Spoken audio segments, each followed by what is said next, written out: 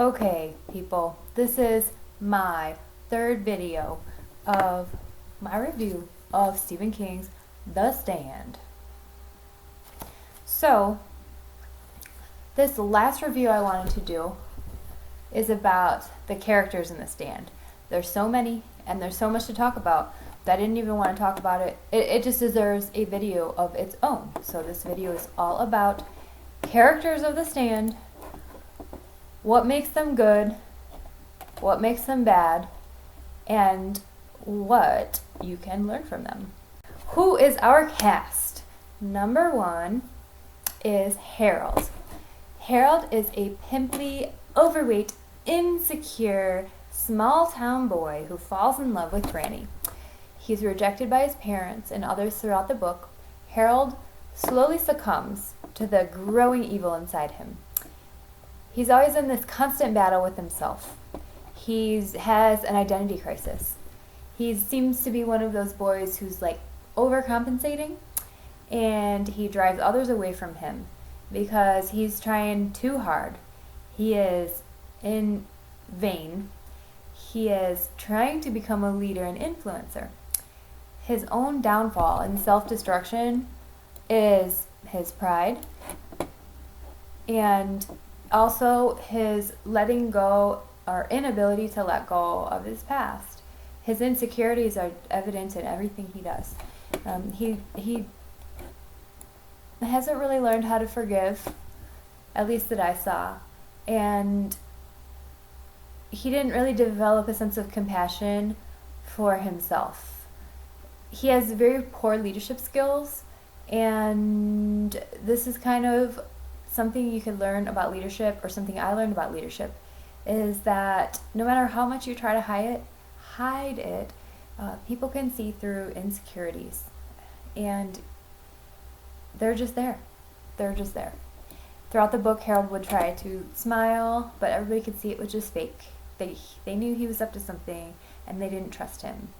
So if you want to learn to be a good leader, learn from Harold what not to do. He had 0 people that trusted him, wanted to follow him, or listen to him. They all knew he was up to no good, and he was up to no good. So next is Nick. Nick is a deaf and mute boy who gets beat up pretty bad during the beginning of book 1. He is a natural leader. However, he's a very virtuous character, and he will make you appreciate the small things in life. Nick demonstrates leadership without the use of words because he's humble, he has a good work ethic, and he accepts others with positive regard. Others in his traveling party followed him and put him in charge even when he didn't want to take the lead or necessarily want to. So he was the opposite of Harold. He was not trying at all, and it seemed to work for him. So like Nick, natural leadership is held up and supported by those who surround him, not demanding anything, and at the same time receiving the respect and loyalty from others. So he had selflessness, and his friends appreciated this and wanted to support him. Next is Larry. Larry is a self-absorbed, insensitive, one-hit wonder who blew all his royalties in the beginning of the book on partying, blow, having to move in with his mother. He moved in with his mother before the flu. So he experienced some setbacks. And Larry's conscious. He constantly reminds himself of all of his regrets and his moral faults, which compels him to be a better man throughout the story. So Larry can teach you how to let go of the past and focus on your strengths, as this is something that he definitely learns to do throughout the book. He's a respectable leader, and he shows us that leaders aren't perfect, but a constant work in progress. And Larry slowly learns to accept his past, accepts his failures, and focus on his strengths, which is something that everybody should do. And something that I teach in therapy is that, yes, it's good to improve your weaknesses, but not even really call them that, because when you call them that, then that's a negative connotation. So you don't ever want to be negative about yourself, even when you talk about your weaknesses. I hate that word. Never say it. So everybody should or could be a little bit happier if they focused on what works for them and what is good, and really overall that is what matters. So improve your strengths. Don't focus too much on the things about yourself that you don't find desirable. So Stu. Stu is a gas station attendant who survived the initial outbreak. He would demonstrate how to make a decision, stick with it, and how to deny and confront his feelings of guilt, and how to confront feelings of guilt in general. So a lot of times it's easy to focus on the guilty stuff, but you can't let that overcome you. And so he shows us how there's always going to be tough decisions, but in the end, you just do what you know is best. You do the best you can, and that's all you can do. That's all you can do. So next is Frannie. Oh, and by the way, Stu was my kind of least favorite character, but he's a lot of people's favorite character. He was, I did just not like super interesting to me. Although he's a super good guy. I think we'd be friends in real life. I think he would be a good friend because he would be loyal and predictable. So, and I think that's why he was the least interesting to me, was just because he was pretty predictable. So Frannie is also one of your better, more virtuous characters, I guess, but she also has some things that she struggled with and her own demons, I suppose. She is a pregnant girl. The themes and things that she struggles with are love, grief, and anxiety. She's constantly worried about her baby surviving. And Frannie teaches you about hope in the face of constant danger. She shows great judgment and wisdom, having to choose who is going to be best for her baby, who is going to be her baby daddy. Because no spoilers in this video, no spoilers. She demonstrates emotional intelligence, and after having to process much grief, and she learns how to make meanings of the traumas in her life. So she's definitely a good soul. She's easy to relate to. Next is Lloyd. Lloyd went to prison for small crimes. He escaped with another inmate, and he ended up committing a mass shooting with him at a gas station with this other person. I forget his name. Anyways, he went to prison again and was rescued by Randall Flagg, the Dark Man with many names. And Randall Flagg saved him after he was eating a dead man's leg for dinner. Yep. He struggles with the OCD after this, compulsively showering. He makes you question the meaning and making of loyalty. He's very, very loyal. He just, unfortunately, fell to the wrong side. Next is Nadine. Nadine is my second favorite character. Nadine is a school teacher, and she's introduced later in the story. So this is interesting. This is no spoilers, so I can't get into Nadine. But let me just say how surprising she is, and how much she was surprising. And I can say that even though I can't even say that.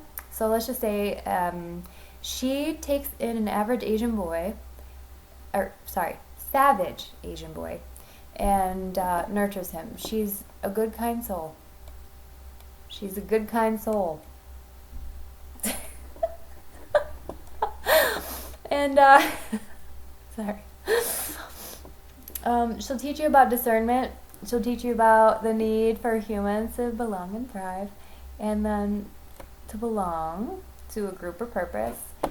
So she'll teach you many other things too, which I can't talk about. Yep, but trust me, it's good. It's good.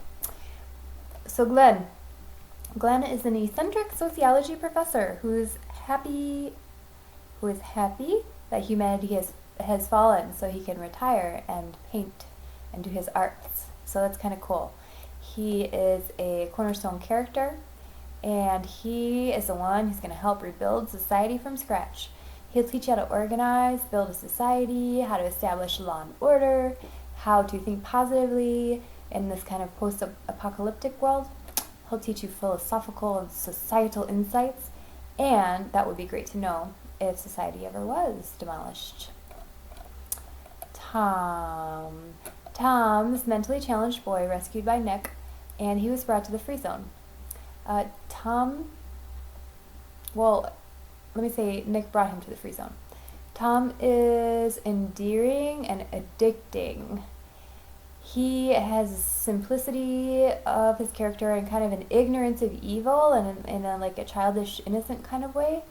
And he'll teach you how to trust and have faith in others and the future, you know, and having trust and faith in others, which I think that although it's not good to be naive and get yourself in danger, having a spirit of just trusting and loving and just having faith and positivity, that really, really, really reduces stress, because people who are pessimistic naturally tend to be a lot more stressed and have a lot more mental health issues because of the negative cognitions and thinking patterns that they develop because of that.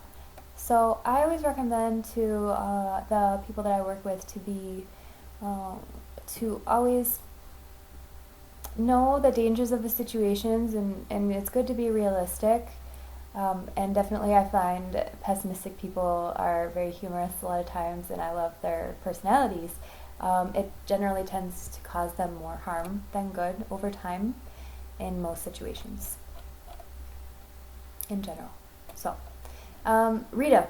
Okay, Rita is the oldest woman after the flu, African-American woman who is a faithful Christian and serves as a prophet in the story. She's getting visions and dreams from God about the future, her future followers, and about the evilness of the dark man, Randall Flagg. Rita will teach you about scripture, good versus evil, and how to kill a chicken. Rita serves as the unofficial leader of the free zone, and that is all I would say about Rita. Dana is my number one favorite character. She is barely in the book, but when she is, she owns it. She does her thing and just made me a fan of her. Everything about her. I just love everything about her. And if I wish I could meet her if she were real. She would be friends. Like, her and I would be best friends. She is a bisexual athletic feminist. That's not necessarily why I like her, but you know, that's cool that, you know, Stephen King was thinking, you know, to recognize our lesbian sisters. So, well, she's bisexual technically. She is athletic. She is taken prisoner as a sex slave by a group of savage men who make a good time for themselves by raping and drugging 8 women. Although Dana plays a short role, as I said, she's the most influenced character of all the female characters. She's witty, she's gritty, she's courageous. She'll teach you how to be fearless in the face of death, and she will blow your mind. So Randall Flagg. Lastly, Randall Flagg, the Dark Man, the Devil's Pawn, the Walking Dude, Ageless Stranger, Quasi-Immortal Man. We don't know exactly what he is, and more importantly, where he came from. It's pretty clear his intent seems to be death, destruction, and world domination. His mysteriousness is what builds a suspense and anticipation throughout the book.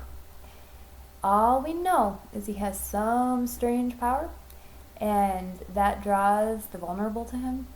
Black feathers swinging from his hair and razor-sharp teeth.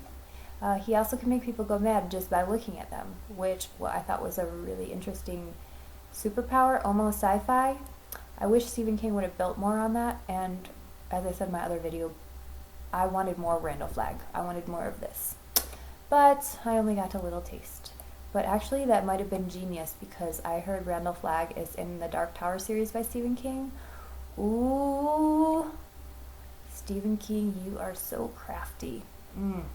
because now I want to read The Dark Tower, even though it looks like a book about cowboys or something.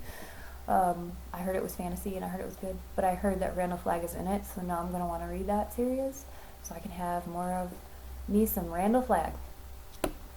So Randall Flagg's leadership style, okay, well, what do you guys think? Those of you who have read it.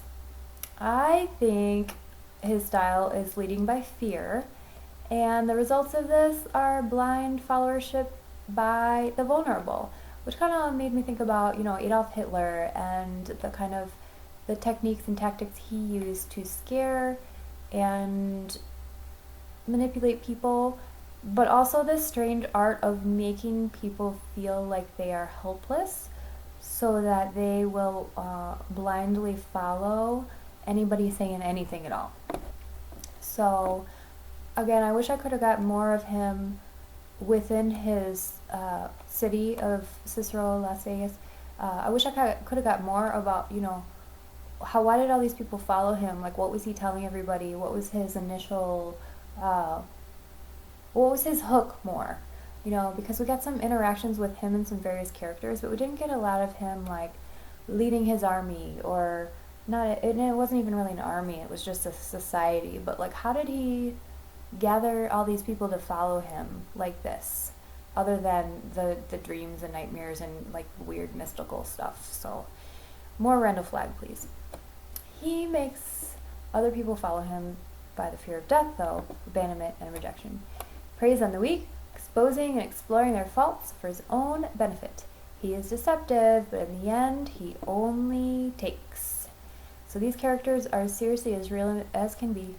And check out my other videos that I made on The Stand. My first video was about just a general overview and review for people who haven't read it, and my rating of 5 stars. And then my second video I made was my all spoilers video, and it was about the ending and my discussion and my little rants. Well, I don't think they were too much ranting. I try to keep it positive, but then check them out because I put a lot of time and heart, and I think you'll actually enjoy them. So thank you. Take care. See you later. See you on the flip side.